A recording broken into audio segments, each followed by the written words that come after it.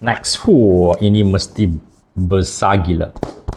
So this from my boss. Hey guys, hari ni masa untuk buka semua angpau yang saya kumpul. Jom tengok berapa banyak sebenarnya yang saya dapat tahun ini.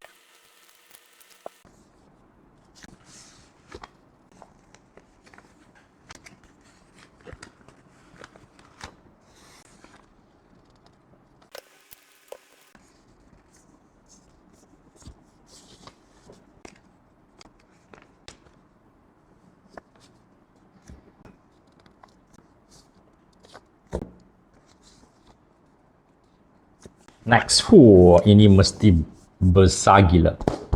So this from my boss. Tada! Ding ding ding. One more, yes.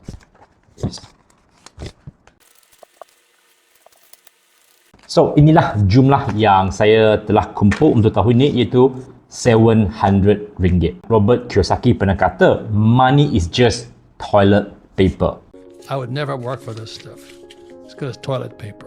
So kalau duit hanya duduk dalam bank, nilainya makin lama makin susut. So sekarang saya dah mula serius melabur. Jadi saya fikir, kenapa tidak gunakan duit angpau ini untuk beli saham dan biarkan ia berkembang. Setakat ini 2 AI tool yang saya guna untuk saham Malaysia. So saya guna Value Farm dan sekarang saya sedang mencari syarikat yang ada kat dalam WQ Quanlist as my next target saham yang saya nak beli. Dan untuk saham US kan, sekarang saya sedang cuba dan review alt index. Saya akan update my journey on the next video.